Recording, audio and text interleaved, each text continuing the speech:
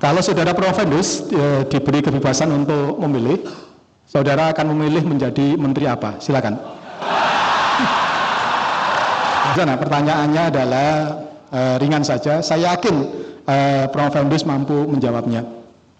Kalau saudara Provendus diberi kebebasan untuk memilih, saudara akan memilih menjadi menteri apa? Silakan.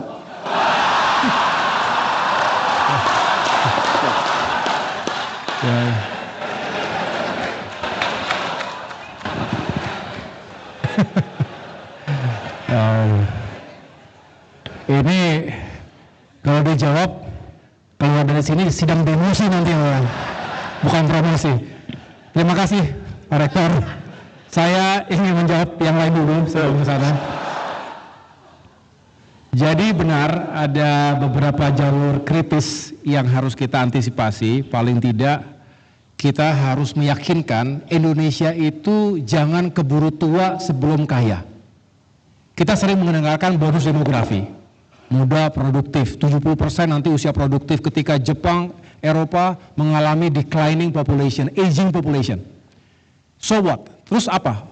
Kalau kita tidak bisa memaksimalkan jendelanya, terbuka hanya sampai dengan katakanlah 2030, 2040, setelah itu tutup. Nah, dalam kurun waktu itu kalau kita tidak bisa melakukan lompatan-lompatan, kita terjebak, dan bahaya kalau kita terjebak selamanya dalam middle income trap. Kita sekarang di 4.800 US dollar per kapita. Padahal standar masuk ke kategori negara berpendapatan tinggi itu kalau sudah tembus 12.000, 13.000 US dollar. Nah, mampu tidak dalam kurun waktu tadi kita bisa tembus sehingga pendapatan masyarakat kita per kapita jauh lebih baik berkali-kali lipat. Contoh Jepang saat ini ketika starting point-nya hampir sama setelah perang dunia berakhir termasuk Korea Selatan. Korea Selatan sekarang 7 kali lipat income per kapitanya dibandingkan Indonesia. Jepang 8 kali lipat. Indonesia kita bekerja keras. Kita bersyukur terus terjadi peningkatan dan harus ada lokomotif ekonomi yang benar-benar bisa membuat peningkatannya drastis. Memang yang harus dikejar adalah pertumbuhan tinggi, tapi tentunya pertumbuhan tinggi yang berkeadilan dan juga berkelanjutan. Kemudian ini juga menitik beratkan pada pentingnya pendidikan, karena pendidikan akan memutus rantai kemiskinan. Jadi kalau kita fokus di sana, saya rasa kita bisa lebih cepat. Nah, jangan sampai kita bereksperimen dengan sistem pendidikan kita, karena betul kata Pak Rektor tadi, kalau salah kelola, dampaknya itu bisa setback, dan setbacknya bisa sekian belas tahun, puluh tahun begitu. Oleh karenanya kita tidak boleh main-main dan justru kita fokus pada penguatan aspek atau sektor pendidikan tadi. Orkestrasi sumber daya itu wajib Pak, dan maksud saya terhadap fiskal, ini yang memang kita selalu dihadapkan. Kita punya common interest, Indonesia Emas common interest, tapi begitu masuk ke antar kementerian, lembaga, antar daerah, kita punya competing interest. Kita berkompetisi satu sama lain. Semua mencari alokasi anggaran yang juga bagus, yang juga meaningful agar program-program kita jalan.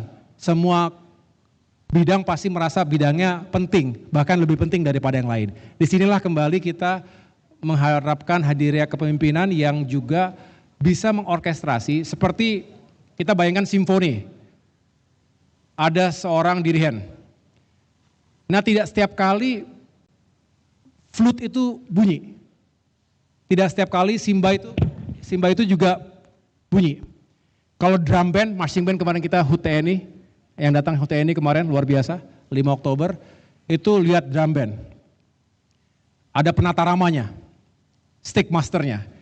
Kadang yang bunyi, yang lebih kuat itu adalah tenornya, kadang yang lebih kuat adalah drumnya, kadang lebih kuat adalah bass drumnya. Ini contoh bahwa memang ketika kita mengorkestrasi tidak bisa semuanya dikasih secara bersamaan, panggung yang sama, kekuatan yang sama, nggak mungkin.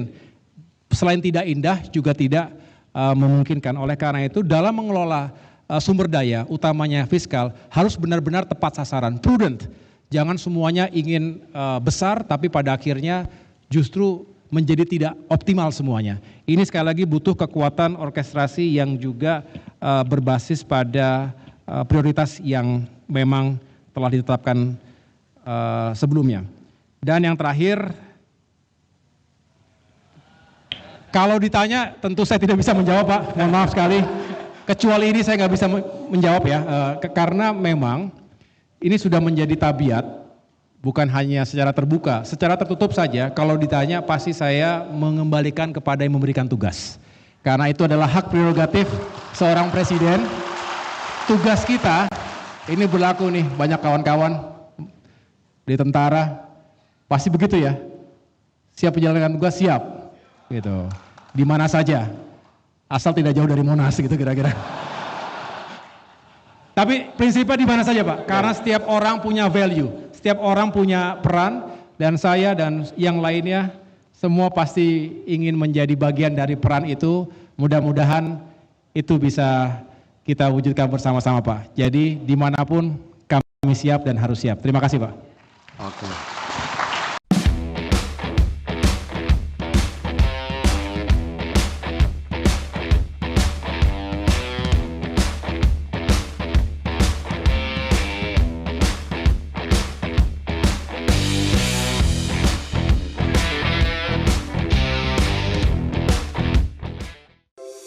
Di antara banyak sumber informasi, kami layak dipercaya.